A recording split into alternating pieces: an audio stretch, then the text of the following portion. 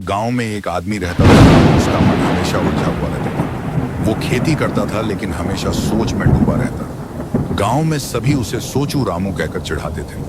लोग कहते इसको कुछ काम मत दे देना, 2 घंटे बस सोचेगा ही करेगा कुछ नहीं। रामू की समस्या थी, वो जिंदगी को बहुत भारी समझता था। खेत में फसल हो या ना हो, परिवार में झगड़ा हो या ना हो, उसे हर बात में एक बोझ दिखता। वो दिन रात बस यही सोचता कि जिंदगी इतनी मुश्किल क्यों है। एक दिन कुछ ऐसा हुआ जिससे रामू अंदर से टूट गया। उसकी फसल पर कीड़ों ने हमला कर दिया। महीनों की मेहनत गई पानी में। घर आकर उसने अपनी बीवी गुड़िया से कहा, मैं अब और नहीं कर सकता, जिंदगी मुझसे संभलती नहीं। गुड़िया ने धीरे से कहा, अगर जवाब चाहिए तो सवाल किसी और से मत पूछो, कभी खुद से मत पूछ कर देख, या फिर किसी ऐसे से जो जिंदगी को समझ चुका हो। रामू की आंखों में अचानक एक नाम चमका, गौतम बुद्ध।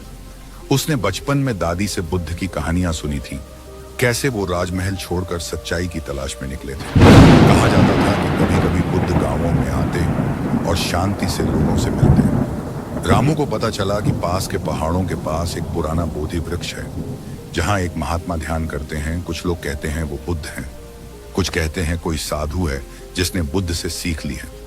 रामू तय कर लेता है, मैं एक बार वहां जरूर जाऊंगा, अगर जवाब कहीं है तो वहीं मिलेगा। अगली सुबह सूरज निकलते ही रामू ने लौटा लिया, पगड़ी बांधी और निकल पड़ा उस जंगल की ओर। रास्ता आसान नहीं था, कांटे पथरीले रास्ते, गर्मी प्यास, लेकिन उसके भीतर की आग ज्यादा तेज थी। दोपहर ढल रही थी जब रामू एक विशाल पीपल के पेड़ के नीचे पहुंचा। वहां एक साधु ध्यान में बैठे थे, शांति उनके चेहरे से टपक रही थी। उनके पास न कोई चीज, न कोई शिष्य, न कोई शोर। रामू कुछ देर वहीं बैठा रहा और फिर साहस करके बोला, महात्मा जी, मैं एक सवाल लेकर आया हूं।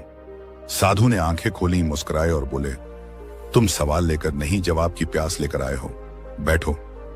रामू बैठ गया, आंखों से आंसू टपकने लगे। उसने कहा, जिंदगी बहुत भारी लगती है, छोटी छोटी बातें परेशान करती हैं, रिश्ते टूटते हैं, लोग बदलते हैं, मेहनत का फल नहीं मिलता, क्या यही जीवन है? साधु ने मुस्कुराकर एक कंकड़ उठाया और कहा, इसे हाथ में लो। रामू ने कंकड़ हाथ में ले लिया। अब इसे पकड़कर अपनी मुट्ठी बंद कर लो और कस के दबाओ। रामू ने ऐसा किया। 1 मिनट बाद साधु ने पूछा, अब क्या महसूस हो रहा है? दर्द, हाथ में झंझनाहट हो रही है। क्यों? क्योंकि मैं इस छोटे से कंकड़ को कसकर पकड़े बैठा हूं, साधु ने मुस्कुराकर कहा। बस यही बुद्ध की 1 मिनट की सीख है। जिंदगी भारी नहीं होती, हम उसकी छोटी छोटी बातों को कसकर पकड़े रहते हैं।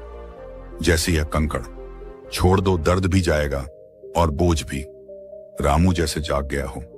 वापस लौटते हुए रास्ते में वो एक एक चीज को हल्के में लेने लगा। सूखे पत्ते, धूप झोंका, सब में सुंदरता दिखने लगी। गांव पहुंचा तो गुड़िया ने पूछा, क्या मिला? रामू ने सिर्फ इतना कहा, मैंने कंकड़ छोड़ दिया। धीरे धीरे लोगों ने रामू में बदलाव देखना शुरू किया। अब वो शिकायत नहीं करता था। खेत में फसल खराब होती तो वो मुस्कुराकर कहता, इस बार मिट्टी को आराम चाहिए था। लोग चौंक जाते, यही रामू जो कल तक छोटी बात पर रो देता था, आज सब स्वीकार कर रहा है। रामू अब हर शाम गांव के बरगद के नीचे बैठता और जो कोई भी परेशान आता वो बस एक बात दोहराता, कभी कभी जिंदगी की सारी उलझनें बस एक मुट्ठी में दबे कंकड़ जैसी होती हैं, बस छोड़ना सीखो। गांव में एक नई लहर चली, लोग बातें कम समझ ज्यादा करने लगे। इस कहानी से हमें यह सीख मिलती है कि बुद्ध ने कुछ नया नहीं सिखाया था, उन्होंने बस वो याद दिला दिया जो हम भूल गए थे। आसान जीवन वही है जहां बोझ हम उठाते नहीं, छोड़ना सीखते हैं। दोस्तों, ये कहानी सिर्फ एक किरदार की नहीं, हम सबकी है। जिंदगी जब सबसे ज्यादा मुश्किल लगे तभी हिम्मत मत हारना, क्योंकि अक्सर वही पल हमारी सबसे बड़ी जीत का रास्ता खोलता है।